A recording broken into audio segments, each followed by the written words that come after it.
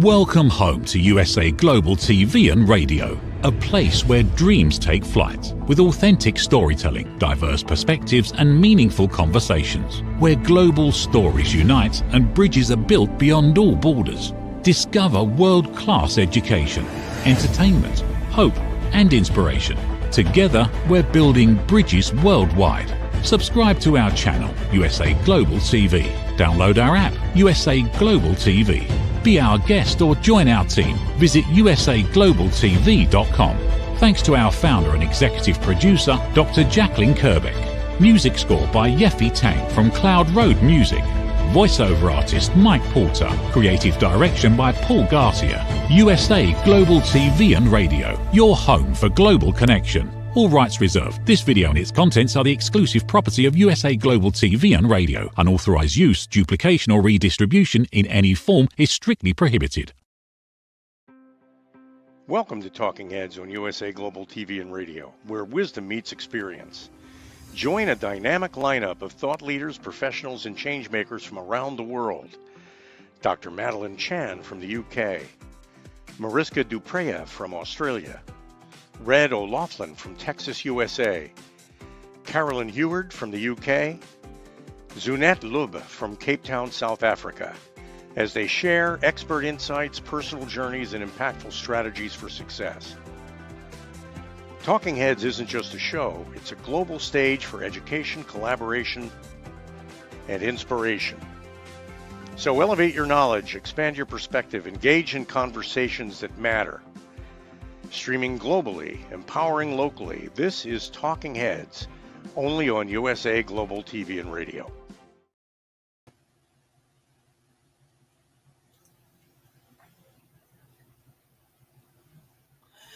Howdy, red.olaughlin here on the USA Global TV and Radio Network. My show today is Talking Heads. My primary topic is brain longevity. And I'm trying to get my slides up here right now. Let's see what we go. Okay, fantastic. Everything works exactly as advertised. We think about longevity primarily in our bodies. We have a lifespan, we have a health span, we have all sorts of spans. But when we think about longevity, how long do we live? And we can live a long time, but you start getting past 40, 50, we're getting old. 60, 70, we're really getting old. And you start getting to that later end of life, 80s and 90s and whatever. And we want to have a good, healthy life. We don't want somebody changing our diaper 4 or 5 times a day. That just is not a fun thing to have. So we don't want to be a burden on other people. But another thing we don't want to be a burden on is not being able to fully control our thoughts and our relationships with other people. So anyway, let me go ahead and start the show today. My topic is called brain longevity. I'm going to talk about various aspects of age-related brain issues. And I want to talk about the science behind preventing dementia before it starts. We're live streaming on Amazon Fire, Zizzle TV, YouTube, Android, Apple TV, social media, and a lot more. That's just part of the deal. And as always, for all of my shows, this is for education and awareness.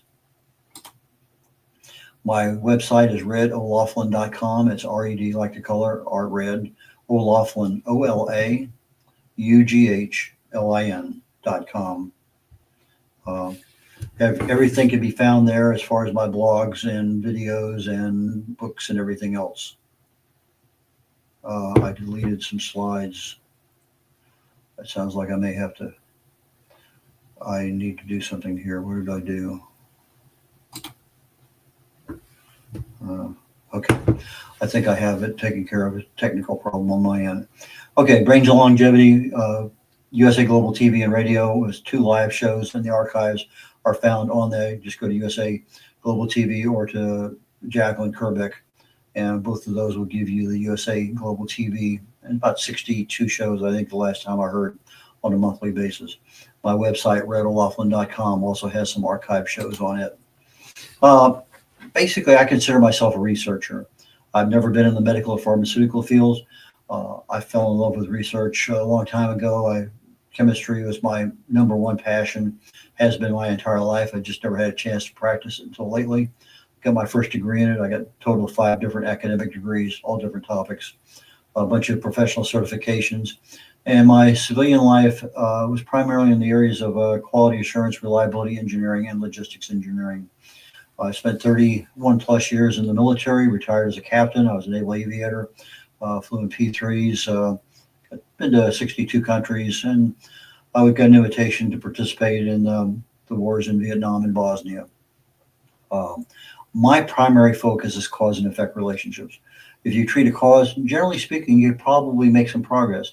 But if you're only treating the symptoms, you're just treating. You may feel better, look better, but if that underlying cause is getting worse, that's a risk.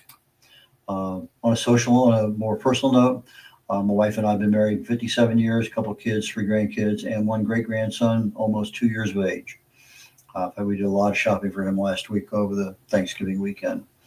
Best-selling author of a number of books, independent publisher. I've done over 50 books for other authors. I'm a distinguished Toastmaster. I love to write. I got about 1,500 blogs I've done, over 1,000 original content articles on LinkedIn. And on the USA Global TV and Radio Network, I'm an international TV host. Last year, I was ranked at number 2 and number 6 in different shows that I do. This year, on one of my shows, I was the number 1 host for 6 months. So second 6 months is just about over. We'll see how things turn out for that. Okay, I wrote a book. Actually, the book wrote itself in a sense, because during COVID, I wrote 43 blogs on different causes and pathways of Alzheimer's. And I said, it's just more than the beta amyloid plaque or the tau tangle or this, that, and whatever. Anyway, it turns out that when you really start doing some deep research, there's a lot of things there. So my book, Understanding the Causes of Alzheimer's Disease, it might be of value. But let's get right into the show today. Our brains mature at around 22, 26 years of age. Somewhere in that, you get there at 24, 25, your brain doesn't grow any older. It doesn't mature anymore. It's at its full peak. So you sit there and you're a teenager and lots of things are going on. All of a sudden you get to be a mid-20-year-old.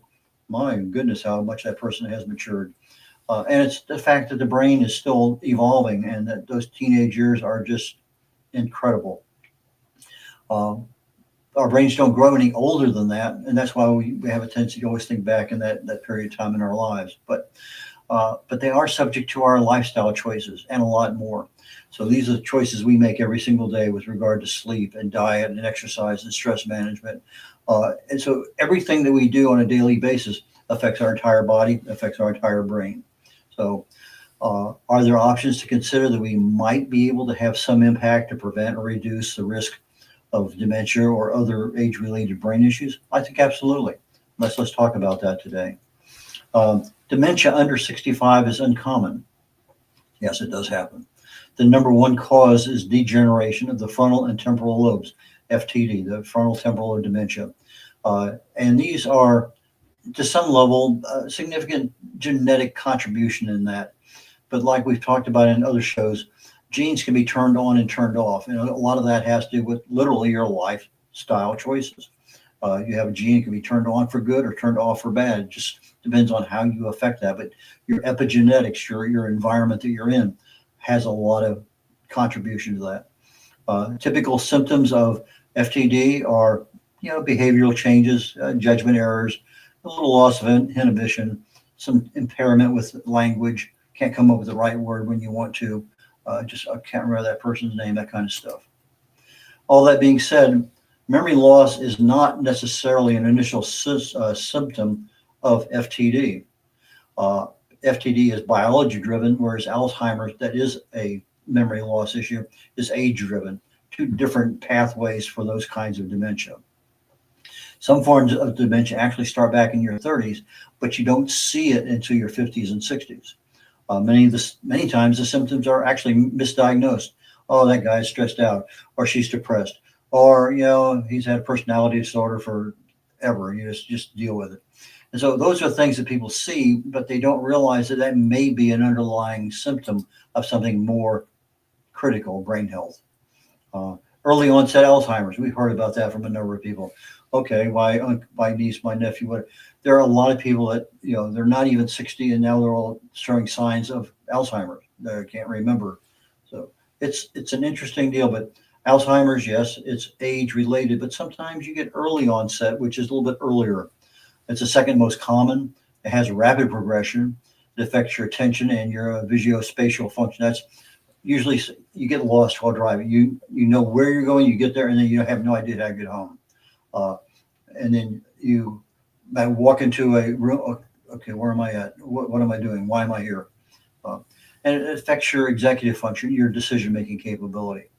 And as I mentioned earlier with the other one, a lot of this stuff can actually start in your 30s. So if you're, 30, 35, that's not too early to start seeing some of these things. Not saying that because you have some problem with something, you have it, but it's something to be aware of. If you're going to be talking to your doctor down the road, make some notes about this thing, because just because it happened once, not an issue. If it happened half a dozen times a month, maybe you might want to that's a clue. There's another part of this dementia called vascular cognitive impairment. It's becoming much more prominent. It's a newer aspect, but they're seeing it more in the midlife crisis. You get a lot of stress, a lot of tension, financial issues, relational issues, job issues, all sorts of things out there. Diabetes, obesity, inflammation, microvascular damage. And this is a big one I'm seeing. I haven't seen much on this until recently. In fact, over the holidays, I was doing some research I have cataracts, I have glaucoma, I have a couple other things, dry eye, etc. And I'm looking at this thing, and they're talking about the microvascular damage in the back of the eye. Okay, that's kind of interesting. Why hasn't anybody else mentioned that to me? Well, there's some things you can actually do for it to help it up a little bit. So I went ahead and ordered some stuff, and we'll see. But in general terms, this vascular cognitive impairment, the symptoms vary. And if you don't diagnose these things early enough, you can get an effective treatment and really, I'm going to say shut it down, but you can adapt a whole lot easier. The cognitive symptoms, pretty simple. Difficulty remembering words, names, reduced mental stamina, increased irritability. That's probably a major one. Trouble multitasking, absolutely. Taking a lot longer to solve problems that you can do easily. There's a lot of behavioral symptoms, social withdrawal. A lot of risks that you would not normally take, you take. Poor judgment, loss of initiative, loss of creativity. These are all part of that overall cognitive decline.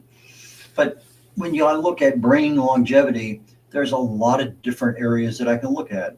And if I look at the symptoms that affect, say, the physical or the neurological, one of the biggest ones, absolute number one, isn't something to pay.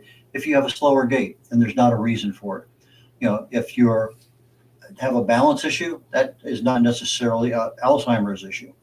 But if somebody is really walking a lot slower than they did 20 years ago, why? Is it a fear of falling and breaking a bone? But a slower gait is definitely a clue. That's something to register in your brain, say, you need to check that one out. Changes in your sleep architecture, when you go to bed, how fast you go to sleep. Do you have nightmares? Lots and lots and lots of things there. A lot of awakening in the middle of the night. Reduced sense of smell. That was really common during COVID. In fact, I remember literally one day, all of a sudden, I couldn't smell anything. And then about a day or two later, literally within 2 days, all of a sudden my smell came back. I smell better now than I ever did before COVID. For whatever reason, I got an enhanced sense of smell. The metabolic and cellular symptoms way down into the brain, into our bodies. We have brain insulin resistance. They call it type 3 dementia, type 3 Alzheimer's. You're too much glucose. And so you start having insulin resistance inside the brain. Mitochondrial dysfunction. Your mitochondria are just not producing like they used to. We end up with a lot of chronic low-level cellular inflammation, and that is literally the beginning of nearly every single kind of disease we have in our body, because it starts at the DNA level in the cell. And if you have low-level inflammation that is not controlled over, not weeks, not months, but over years, that becomes a significant health issue. Vascular microinjury. This is one of those things that I was pretty much not aware of until recently, literally last week. And I've been doing a little bit of study on that. And these things are so small, they're talking about, well, they killed the cell, they killed the nerve, they killed this. It doesn't affect the brain, but this one and that one and that one, they all accumulate. So you have a problem over time that as more and more of these occur, now we start having a problem. Increased oxidative stress, declining neurotropic factors, your brain-derived neurotrophic factor, and your nerve growth factor. These are things that are there that help you. And I've heard of BDNF referred to as brain fertilizer. I kind of like that word because it really does. It helps everything improve. We have impaired peptides because we get older. Our hormone regulation is not very good because we're getting older. We get older, everything happens to us. Brain volume shrinks a little bit. Of course, you're on more medications. They interact with each other. Lots and lots of things going on. So do we have some options? Well, let's look a little bit deeper into some of the causes to see what can we do. Okay, so if I have inflammation, I should be able to control that with antioxidants. There's a lot of things out there. But that inflammation in the brain, we have microglial overactivation, overstimulation. So we start having things burned out or things overactivated. We get these chronic cytokines. These are the little killer cells that get released because of the immune system is not working the way it should. Interleukin-6 and tumor necrosis factor alpha. These are things that are there. They are not necessarily there to benefit the brain. They're actually a major detriment to our neuroprotective agents that are in the brain itself. We've heard the term leaky gut. There's a term coming out more frequent now, leaky brain. I have a blood-brain barrier that keeps a lot of stuff out of the brain that doesn't need to be there. But if that brain starts to leak a little bit, stuff gets in that shouldn't be there. Got a lot of oxidative stress and mitochondrial failure. I've mentioned so many times that mitochondria in your cells are the absolute. You keep them happy, you will be a happy person. But if they are starved of this, that, and whatever, just a lot of things that go into keeping mitochondrial healthy, we end up with less energy. The ATP production starts going down, declines. We are subject to more DNA damage. We have DNA in our cells, but we also have DNA in our mitochondria. We have an increased, what they call reactive oxygen species. That's oxidation, vascular dysfunction, and the blood-brain barrier weakening and leaking. They've seen about 80% of dementia patients show some level of microvascular disease. In other words, these very, very small microcapillaries that are having problems. They call them infarcts, that they are clogged up, they're strained, they are creating problems, but they're literally at the cellular level in that particular pathway. They have what's called reduced perfusion. That's where you have not enough oxygen and too much glucose. And that again becomes that issue of too much glucose in the brain causing a lot of overstimulation. We also have what's called loss of neuronal protection, and it affects our repairs and the signaling for repairs. So our neurons in our brain, under normal conditions, they have a fair level of protection. And when they need repair, they signal things out, boom, things happen. There comes a repair crew. And so if I'm operating properly, my BDNF, it's that brain fertilizer I referred to, it's going to keep the neuronal protection high. It's going to allow the repair signals to go back and forth. But as I get older, I make less of it. My growth hormone is less. Again, I get older. I'm making maybe 10% of what I made as a toddler when I'm in my 70s. My IFG1, that's your, can't think of what the name is. It's your growth factor. Can't think. Anyway, melatonin. We don't think of melatonin a whole lot. We say, okay, fine, I got a melatonin pill, or I've been out in the sun. And a little bit of like 5% of the melatonin in the brain signals you to go to sleep. But the other 95% actually comes from IR radiation from the sun. And you get that literally through your clothes, through your brain, through a lot of things. It gets into your backbone, your spine, gets down, processed in the body, and actually ends up in your mitochondria. It's a major mitochondrial health factor. And so that melatonin is there to help increase the ability of the cell to produce energy and be an effective agent in your health. Peptide signaling, you're making far fewer peptides as you get older. If you're not purposely doing something to create autophagy in your cells, that's usually through fasting, and there's a couple other methods. You don't have the cells in a nice clean operating deal. They may go years before you actually clean a cell out, if you ever do. And you just pile up a lot of trash and garbage, and it just decreases the ability of that cell to do the things they're supposed to do. What can you do? Easy. I think it's easy. If it's an inflammatory issue, lots of good anti-inflammatories out there. Omega-3, great one, because a lot of the brain is part of that omega-3 DHA EPA portion of that. Curcumin, a great antioxidant. but it needs piperine, a black pepper extract, in order to be bioavailable in the body. Otherwise, you take it and you're not really getting it into the body. There's several nutrients out there that really need that black pepper in order to enhance it. Magnesium comes in 4 or 5 or 6 different compounds. The one that the brain needs is magnesium threonate. Cruciferous vegetables, your broccoli and cauliflower and stuff like that. A lot of sulfur in there, a lot of stuff in there to help. Fasting, the necrosis factor, kappa B, is a major cytokine that creates havoc, particularly in the brain. By fasting, you reduce that. By fasting, you also clean up your cells if you allow autophagy to take into account. And that usually starts at about 18 hours and is at 100% generally around 72 hours. Your mitochondrial output. What can I do to help the health of my mitochondria? Well, CoQ10 is a great one. Ubiquinol, there's about a 3 times difference in price. The higher the price, the more bioavailable it is. Spend the extra buck, get the higher ubiquinol. Pyrroloquinone, PQQ, it passes through the blood-brain barrier. I consider that an army. It's amazing. There are some antioxidants like vitamin C that can be reconstituted over again about 6 times. So you get one molecule of vitamin C, and it can be reactivated again and again and again. So I end up in like an army of 6 with vitamin C, but PQQ can be reactivated 25,000 times. And so now you have an army of one molecule there that in the presence of glutathione can be reactivated many, many times. Creatine, a lot of stuff being shown nowadays on creatine in the brain. Fisetin is another one that's relatively new, last 5 or 10 years. Major thing. I think it's in strawberries, if I remember right. We're seeing a lot of things nowadays on peptides, the MOTS-C, the SS031, the BPC-157. These are things I'm going to be looking at more seriously next year and be able to give you some personal feedback on. I want to be able to rebuild my brain structure and connectivity. As things are starting to wither, I'm getting older and I'm starting to be attacked more often. I want to be able to maintain that structure, to build it, to strengthen it, to make it more flexible and when it needs to be. So if I do aerobic and resistance training, I get a massive brain fertilizer increase. That BDNF just grows crazy. If I start learning something new, maybe I'm doing Sudoku, maybe I'm doing crossword puzzles, I want to learn a new language, play an instrument, dance, a lot of things I can learn to do I never did in my life. That all goes into the brain because it's a new learning sequence. Sauna therapy, cold water and hot water.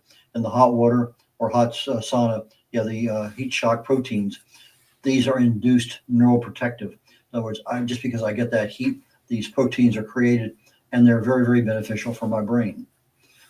Metabolic health.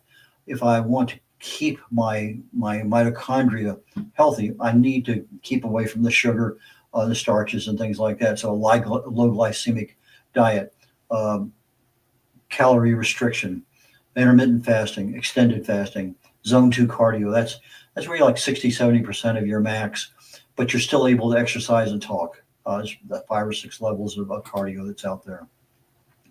Microvascular strengthening. There's a lot more being advertised now as nitric acid boosters, but essentially in the old days it was citrulline and arginine, and citrulline makes arginine makes nitric acid in the body, and so you're creating more opportunities for that nitric acid to be created in the body. It makes the walls of your blood vessels a little more subtle, so you end up lowering your blood pressure, but it also strengthens the microvascular structure. Walking, you hear the 10,000, but 6,000 minimum. A lot of the cell phones nowadays, just put in your pocket, go out and walk, and it'll tell you how many you did. So daily walking, that's major improvement, especially if you walk after eating. Yoga, Qigong, all those things help. Sleep architecture, they're talking about the schedule you go to sleep on, avoiding late meals, avoiding eating late at night, drinking late at night. Glycine, a lot of stuff nowadays on glycine that I'm seeing that really benefit the brain. Red light is another one you didn't see 5, 6, 7, 8 years ago. A lot of stuff nowadays, that red light is a major improvement, particularly when you're looking at melatonin. We don't think of melatonin as being a major brain enhancer, but it's very neuroprotective of the brain. A lot of times we may end up with deficiencies. A vitamin B12 deficiency mimics Alzheimer's.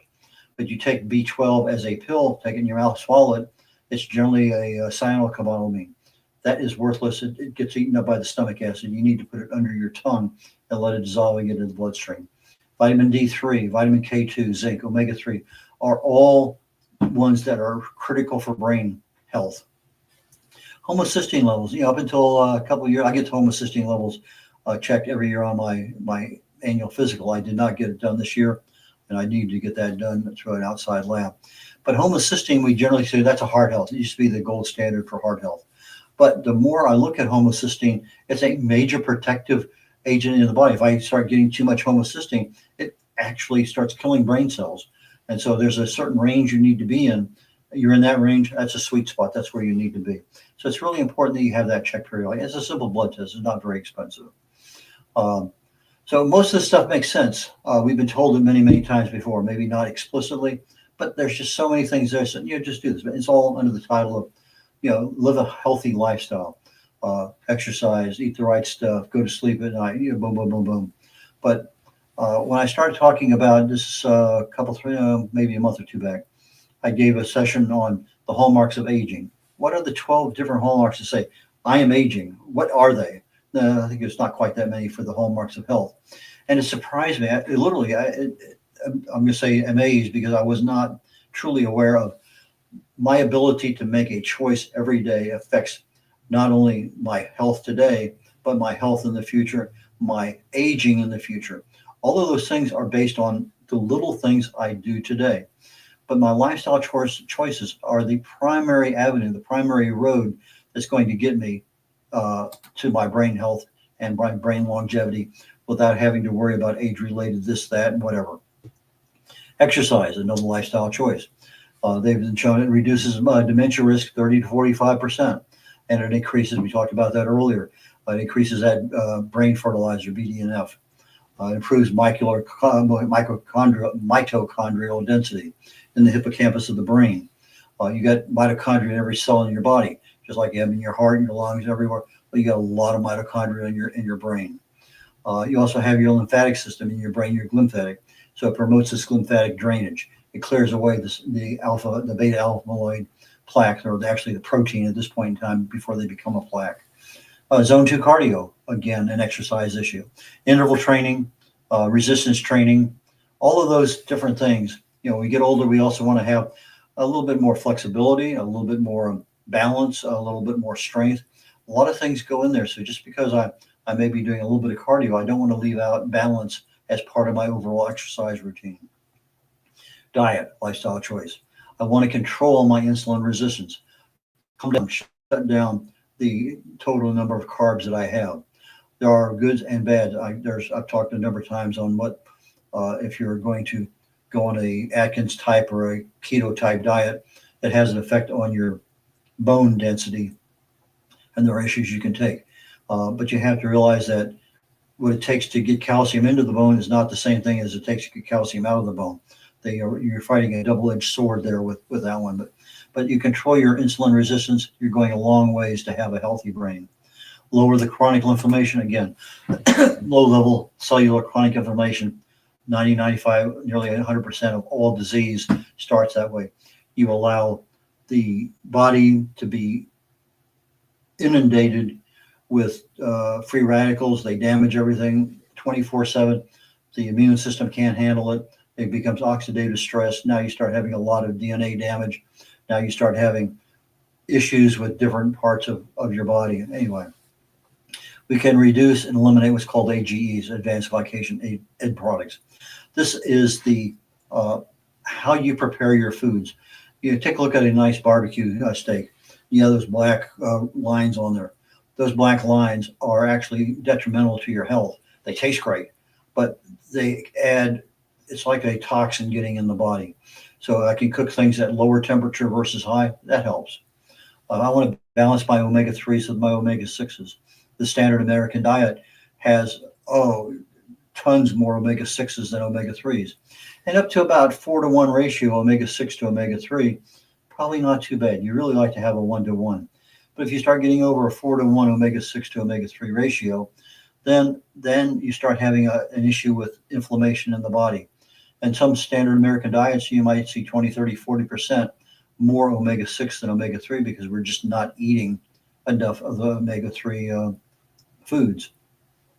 They're telling me the Mediterranean diet is good. The MIND diet lowers Alzheimer's risk by 35%.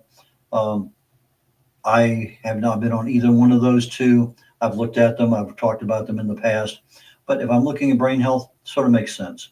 And again, they're looking at an omega-9 fatty acid as your olive oil, as opposed to the omega-3 fish oil or your vegetable oil omega-6s. Intermittent fasting and extended fasting promote autophagy. I mentioned earlier that about 18 hours, which is about when you start and stop your IF, intermittent fasting, your autophagy starts. Okay, 1%, 2%, it starts going through your body. But if I do a 72-hour, 100-hour fast, then all of a sudden I'm allowing the body to go in and clean out the cells, take all the trash out, all the garbage out, recycle what needs to be there, put the recycled stuff back into the cells. I now have a clean working environment in every cell in my body. Some people can fast. It took me years to get to a point where I do a 72-hour fast every month. Sometimes it gives 100, 150. A couple times I've done 200. I'll probably do another couple 200-hour fast as we get to Lent this year. But I generally typically do 72. Most of the time it turns out to be 100. But autophagy is super critical. And that's your mitochondrial cell cleaning. Quality sleep. All the repairs to our body are done. All the cellular, the tissue, the muscle, all those repairs are done when we're sleeping. So I need to have the right ingredients, a lot of sulfur-laden vegetables, that's your crucifer stuff. But I have to have good quality sleep in order to make it effective. So they found that Alzheimer's risks increase when you get older if you have poor sleep quality. So you in your 70s and 80s, you're not quite out of it, just about. But if you're having sleep issues, that could be a problem. Stress management, breathing, meditation, Qigong. We talked earlier about heat shock proteins through saunas. You get the same kind of benefit through cold exposure. I can go walking outside in a t-shirt in 40-degree weather for 5 or 10 minutes. Yeah, it's cold, but that cold exposure actually helps my body. Prayer, reflective journaling. I'm trying to increase my vagal tone running down the back of my neck. A lot of ways to do that, but if I have a good vagus nerve, that's going to go a long ways to help my neuroprotective part of my body. So all those things work. So if I can shut down a little bit of that neuroinflammation, everything that does that is beneficial to me. So social intercourse, that's your relationships as you get older. They're finding a lot of people that really don't have friends, suffer a lot. And it's, again, a lot of people want to be alone, but sometimes that loneliness can actually be a detriment to you. Some studies have shown Alzheimer's risk increased by 50% if you're living alone and you're not socializing. Methylene blue, learned about that way back in college. It's a great stain, but it turns out it's more than just a stain. It's actually a super tool for a lot of your body, in particular for your brain and especially for your mitochondria. I bought some over the weekend. I'll be starting it up here shortly. Watch about, I think, 7 or 8 videos on it already. I want to make sure I know what's going on. But your methylene blue boosts your ATP. That's your adenosine triphosphate. That's the output. That's the energy comes out of your mitochondria. It reduces the reactive oxygen species, your oxidative stress. It enhances blood flow and improves memory, protects your neurons in your brain, makes it a more effective electron chain transfer. That's as your energy is being created in your mitochondria. There are certain chemical reactions going on. It makes them more efficient, which means you're boosting your energy output 50, 60, 70% by having that methylene blue. They'll be using a lot of methylene blue now in studies for Alzheimer's, Parkinson's, traumatic brain injury, for cognitive decline, for a lot of things in there that methylene blue seems to be maybe a magic pill. I'm not saying that yet, but it could be. We also have other age-related issues. We make 4 phospholipids in our body. One of them is called phosphatidylserine. I'll call it PS for short. It deals with your synaptic signaling and increases your nerve growth factor, reduces cortisol, and improves short-term memory. As you get older, you make less and less. You can buy it in a pill form at a store, put it in. My brother-in-law is a Catholic priest, now passed, but he wasn't even near age for retirement. They retired him. He couldn't tell you what year it was, had no concept. He went on that for 2 months. He could tell you what he had for breakfast, what was on TV last night, what's on TV tonight. I mean, literally in 2 months, it was just like it erased Alzheimer's. But again, there's 15, 20 different pathways for Alzheimer's. You fix one, there's another dozen going down the road. You got to get them all. That is just one of many. Phosphatidylserine enhances your attention, your processing speed, your mood, your stress resilience. Lots of things there. They're saying 10 to 13% improvement in memory function with phosphatidylserine. Executive function, our ability to make decisions, act, and do things are improved in high stress situations. By 65, our brain drops at least 10%, sometimes more than that. But it's one of those phospholipids that we can supplement in pill form. Homocysteine, again, I mentioned earlier, that's primarily a heart. It used to be the heart standard, the gold standard for heart health. But if you have too much homocysteine, it actually creates a problem in the brain, and it actually starts a slow brain decay. It usually results in not having enough, B6, B12, and B3, I think, along with trisodium phosphate. I'm not positive on that one. TSB, I think it is. Anyway, but as you get higher levels of homocysteine, it doubles your Alzheimer risk, it triples your vascular dementia risk. Big, big, big deal. Accelerates your brain atrophy, your brain shrinkage. And people who have a low stomach acid for a number of reasons, people with vegan diets, chronic stress, if you're on a PPI, a drug, all of those things affect your homocysteine level and other factors that affect your brain. So many causes are countered by good lifestyle choices. So diet, exercise, stress management, sleep, quality of sleep, our balanced nutrition, our fasting, our intermittent fasting, all of those things add up. They reduce inflammation, they reduce oxidative stress, they reduce DNA mutations, but things still happen. I mean, I flew for many years with the military. My hearing is crap nowadays. I can't hear worth anything. Even with hearing aids, I still have difficulty. But normally, just over time, our hearing is going to go bad. Our oral health, our teeth, and again, that's a major problem that it goes straight to your heart. So you got to be real careful when you're looking at your oral health. If you happen to have other issues, cancer in particular, there's a lot of factors there that maybe you might want to hold off a little bit. So if you have something and you're being treated for a disease, particularly cancer, and you want to go get your teeth cleaned, talk to your doctor first, because there's some risk. Our immune system slips a little bit, but it doesn't have to. There are a lot of things we can do to maintain our immune system. There's a lot of things we can do to improve our phospholipids, our enzymes, our peptides, our amino acids, lots of things in our foods and our choices. Microinfarcts increase. These are those little tiny vascular problems, literally a cellular entity within the brain. You're going down a particular pathway, neuron path, and it dies. Okay, those are microinfarcts, and they increase as you get older. Your mitochondrial energy levels decline, even to a level of dysfunction. Toxins have a big issue, particularly in your gut more than anywhere else. Your gut is just like your brain, your health, and your heart, your brain, and your health. Those three are the three areas that really need the most attention on a daily basis. Hormonal decline happens to all of us as we get older. Peptide loss, we're less and less. Although now with the synthetic peptides, we actually have the ability to go back in and put some brand new life back in our body. I see that as being the future of medicine. I see that being the future of healthcare. Just too many good things I see about that. The FDA is still, in there doing their evaluations. I think there's 102 peptides right now out of about the 500 that they're aware of the body needs, but there's a lot more than 500 out there. But our bodies run off of peptides because they're the messengers that go between the cells. Pollution we need to be aware of, psychosocial factors, loneliness, meaning of life, our purpose in life. It seems like almost too many things are here to grasp, but they're doable. Take one at a time, get it done. Make good lifestyle choices, and make your mitochondrial happy. Those are really and truly the big deals. To me, if you can concentrate on your mitochondria, whether in your heart, your brain, your gut, that is a major improvement in your overall health. Till next week, take care, y'all. Bye now.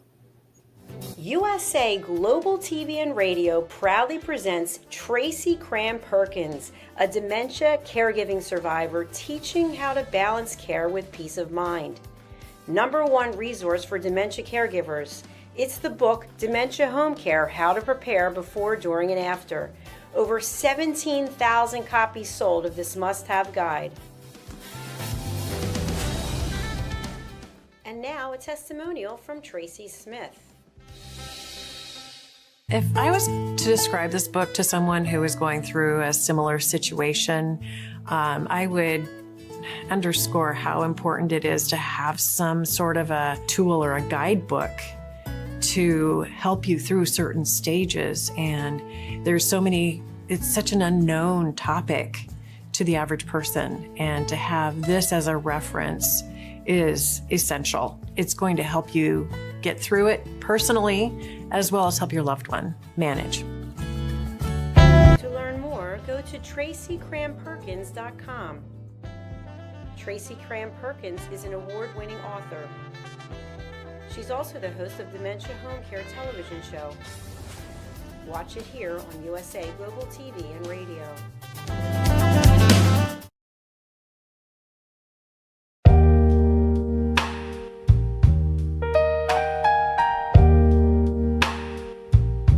The moon is a spotlight, the sun's on the stage, the world's got some good seats, but nobody stays. They get their opinions, I've got mine too.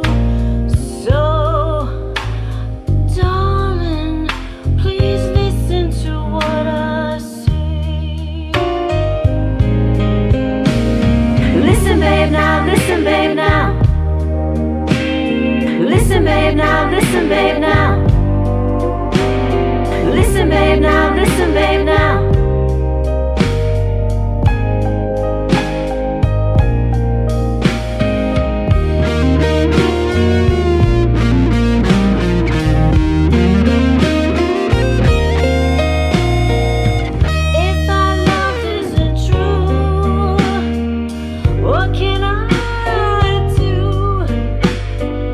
Reinventing myself, letting go of you.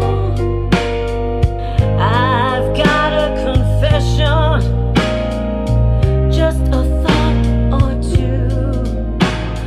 Darling, I'm better off without you.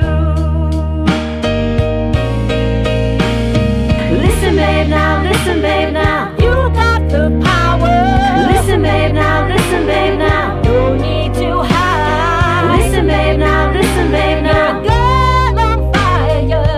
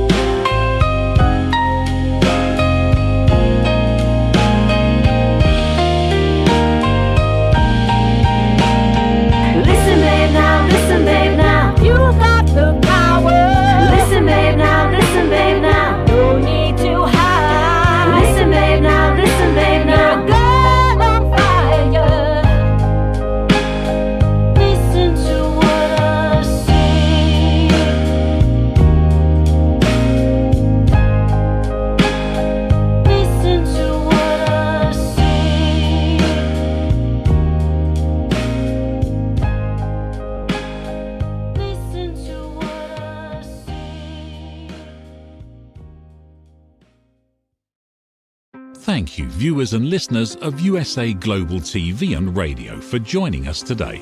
We're honoured to have your time and attention as part of our global community.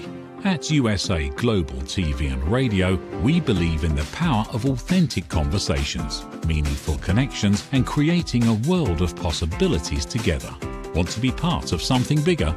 Join our team of elevated listeners at usaglobaltv.com, a space where your voice matters and your ability to listen transforms relationships. Stay connected with us across all our platforms for thought-provoking discussions, expert insights, and empowering stories. Subscribe to our channels at youtube.com/c/usaglobaltv. Follow us on social media and explore the endless opportunities we're creating for growth, learning, and inspiration. Together, we're not just broadcasting, we're building bridges and changing lives one conversation at a time.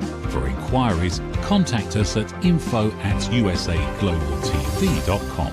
Music by Johnny Dyes. Produced by Executive Producer and Director Dr. Jacqueline Kerbeck. Voiceover by Mike Porter. Creative Direction by Paul Garcia. All rights reserved. Copyright 2025. Visit usaglobaltv.com to view our full terms and conditions.